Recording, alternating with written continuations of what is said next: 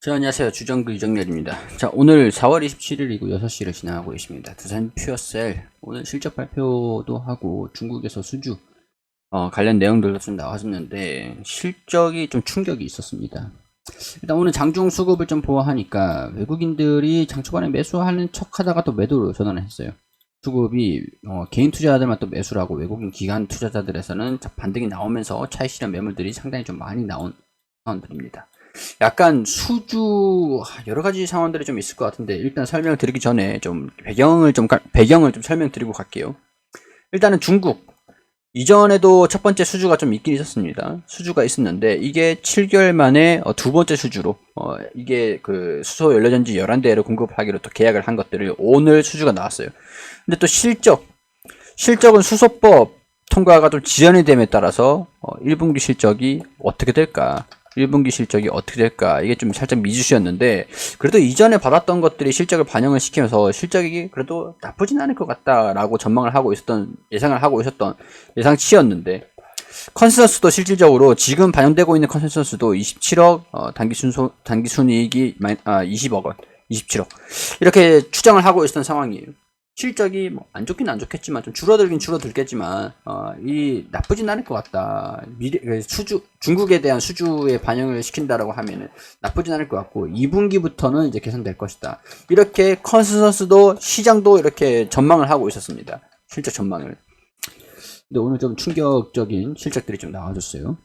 일단은 주가는 그렇습니다. 주가 같은 경우에서는 오늘 급등하는 모습들 보여주면서 중국의 실적 연동 국내보다 오히려 중국이 더 잘 팔리는 것 같아요. 참 씁쓸하긴 한데 수소연료전지 잘 팔리는 중국의 11대 공급. 수소연료전지가 해외 시장에서 성능을 인정받고 있다. 지난해 이어 두 번째 수출에 성공을 하면서 업계에서는 두산 퓨어셀의 정책 불확실성으로 국내 수요의 변동성을 수출로 상쇄시킬 수 있을 것으로 보고 있다. 긍정적인 내용들이긴 합니다. 이런 소식들이 들려주면서 주가가 올라갔던 것들도 납득이 돼요. 이게 일단 수주가 들어온다라는 것들은 실적에 반영되는 것들, 불확실성으로 인한 국내 수요의 변동성을 수출을 하는 것들을 상쇄시킬 수 있을 것으로 보인다. 국내 정치적인 부분들이 수소법이 통과가 돼가지고 수주가 들어와야 되는데 오히려 중국에서 인정을 해주고 더 많이 사가고 있는 그런 상황입니다. 참 씁쓸하죠 이게.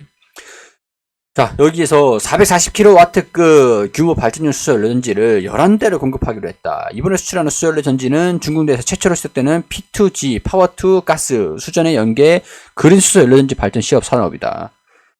야, 파워2 가스를 파워로 만든다. 일종의 에너지 저장 기술인데, 재생에너지를 얻은 전기를 활용해서 수소 생산, 저장하는 기술을 말한다. 수소연료전지 설치와 시운전, 장기 유지, 보수 등 담당하고 기술 지원도 병행할 예정이다.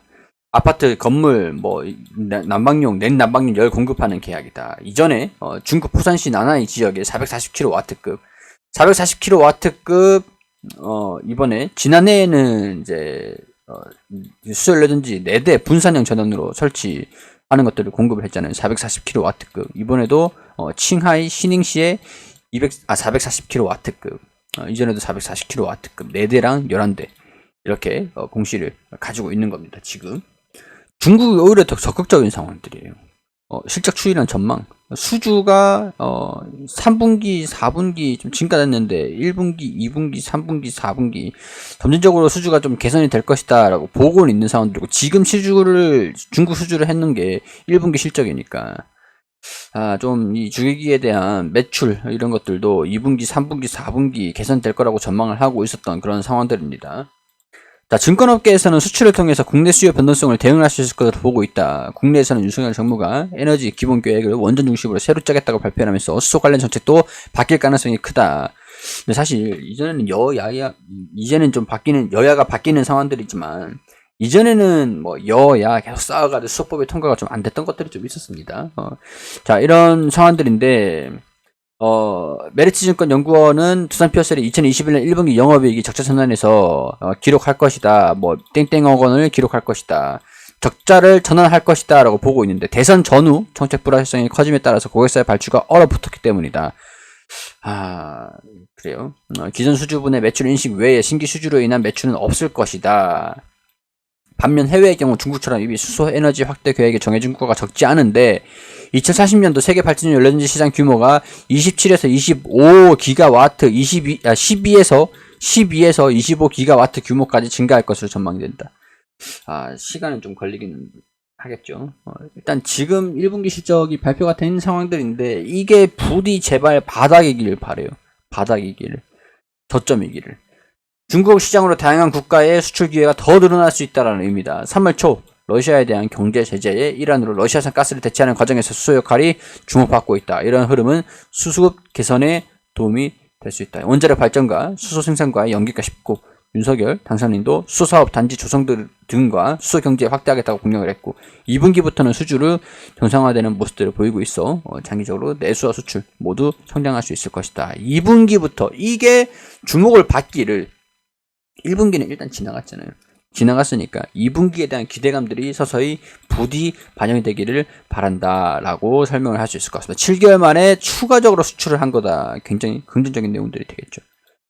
11대 공급기하겠다. 그래서 오늘 주가가 오늘 굉장히 다이나믹한 모습들 보였습니다. 일단 바닥을 좀 지지를 받는 모습들 확인이 됐죠. 쌍바닥, 삼중바닥 이렇게 1차, 2차, 3차 이런 식으로 반영이 됐는데 거래량도 상당히 좀 많이 나왔어요. 우려감들은 좀 개인 투자자들 외국인의 기관이나 좀 매도를 하면서 개인 투자자들은 순매수를 했다. 이게 일단은 좀 바닥이다라는 인식으로 외국인의 기관이나 수급도 좀 전환이 되는 모습들을 보여주기를 바라봐야 될 것 같은데 오늘 주가는 일단 13%가 급등을 하면서 절반가량 좀 빠진 상태에서 지금 참고로 시외에서는 35,950원을 기록을 하고 있습니다.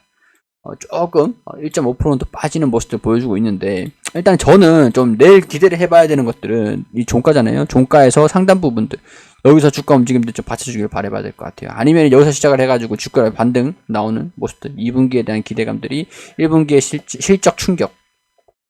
실적 충격을 좀 상쇄시키는 완화시키는 그런 모습들 보여줄 필요가 있다 이렇게 생각이 됩니다. 2분기에 대한 기대감들 수주가 점진적으로 개선되는 것들을 신호탄을 쏘아 올렸으니까 2분기에 대한 기대감들이 반영이 되기를 바라봐야 될 것 같고 장기적으로는 수법이 빨리 하루빨리 통과되기를 바라봐야 될 것 같다.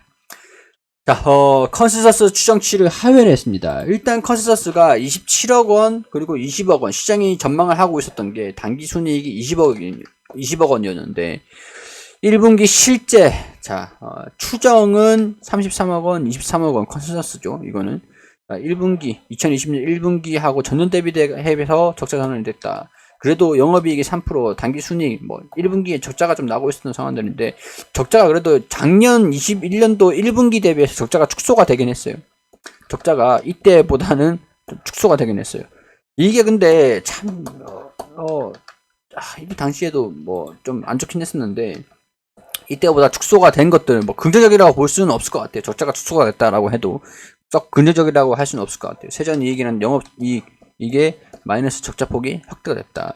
추정치 대비해가지고 영업이익도 많이 줄었고 적자로 많이 적자폭이 확대가 됐고 실적이 흑자가 나고 있었는데 적자폭이 확대가 된 겁니다. 적자폭으로 23억 원 그대로 마이너스 29억 원 신규 수주가 없었던 부분들도 있었지만은 중국에 이전에 첫 번째 수주를 반영을 시켰던가 시킬 수 없었나 싶기도 하고 조금 추정치에 대한 부분도 쇼크가 좀 나왔어요. 쇼크라고 할 수가 있습니다. 쇼크. 자, 두산 피어스 1분기 개념 설명회를 한번 보도록 할게요. 자, 이거 제품 믹스 일부 변동으로 인해서 매출 원가가 좀 증가됐다. 원 자재에 대한 상승 이런 것들이 좀 부담이 있었긴 했을 것 같아요. 이번에 퇴직금 규정 변경으로 퇴직 충당금 일회성 비용을 인식을 했다. 신사업 관련 준비 본격화 등으로 판매 관리비가 좀 증가가 됐다. 영업이익을 확대시킨 요인들입니다. 제품 믹스 정상화로 2분기에는 실적 개선 기대가 가능하다. 2분기에는 개선을 시킬 겁니다. 이렇게 얘기를 하고 있는 상황들인데 시장에서 이걸 좀 믿어주길 바라봐야 될 것 같습니다. 2022년도에는 240메가와트의 수주 목표를 유지를 할 거다. 1분기에 실적이 좀 안 좋았긴 했지만 240메가와트까지 실적 수주에 대한 목표치는 좀 유지를 할 거다. 여기에서 RPS다라고 하면은 신재생에너지 공급 의무화 제도입니다. 이 비율이 좀 중요하긴 한데 이 제도 하에서 수주는 지속할 것이다. 그리고 REC 이거는 신재생에너지를 공급하는 거에 인증서라고 이해하시면 됩니다. 인증서 추가 확보 가능한 가중치 개정으로 2021년 이연되었던 중소규모 수주를 재개할 거다. 가스 직도입과 개별 요금제 활용으로 발전용 연료전지 경제성을 향상시킬 거다. 트라이젠 모델 수주, 중국 수출을 확대를 시킬 거다. 캐파에 대한 부분들, 올해 일단 실적이 1분기는 좀 안 좋게 나왔지만 2022년 나머지 시장에서 연평균 해가지고 240메가와트, 이거는 좀 유지를 할 수 있을 것 같다. 국내 시장 발주는 320메가와트, 총 320메가와트에서 240메가와트를 받아올 거야. 점유율을 유지를 하고 있는 상황들인 것 같아요. 자, 일단 뭐 그건 그렇고, 중국의 수주를 발표를 했죠. 여기에서 뭐 칭하이성 그린에너지 발전용 연료 산업을 4.8메가와트 수소 모델 11대 이렇게 나와 있는 상황들이고, 일단은 뭐 18개의 성과 도시 합산 시 2030년도까지 1.4기가와트 시장을 추정을 하고 있는 상황들이고, 뭐 중국에 좀 더 적극적으로 발주를 계속하고 있는 그런 상황들입니다. 자, 그리고 PAFC하고 SOFC, PM, 뭐 FC 빠지고 PEM, PEM, 여기에서 2022년도 증설 완료 275메가와트 트라이젠 모델 상업화 선박용 실증 컨소시엄 구성 모빌리티 파워팩, 그리고 연계형 개발 실증 공장 완공 50메가와트 발전용 사업화 선박용 사업화, 이렇게 2023년, 2024년, 2025년 이렇게 전망을 하고 있는 상황들이고, 여기서 실적을 발표를 했던 게 2021년 4분기 대비해 가지고 매출도 좀 줄었습니다. 매출이 많이 줄었어요. 절반 가량으로 29% 정도, 그리고 분기별로 한 61%가량 매출이 빠졌습니다. 영업이익도 마이너스 16% 정도, 이익률이 좀 낮아져가지고 90억 원, 4분기 직전 분기 대비해가지고는 영업이익이 적자 전환이 됐습니다. 현금 창출 능력도 좀 적자로 전환이 됐고, 시전 이익도, 단기 순이익도 이번에 적자 폭을 확대를 시켰다. 이렇게 표현을 했습니다. 실적이 좀 쇼크가 나왔습니다. 쇼크가 나왔는데 2분기에 대한 기대감들이 좀 반영이 되고, 실질적으로 이제는 좀 실적을 개선시키는 모습들을 보여줄 필요가 있고, 실적 개선되는 것들은 2분기 실적을 발표를 하는 게 내년 이제 올 6월달, 한 8월달 되겠죠. 7월, 8월달 되겠죠.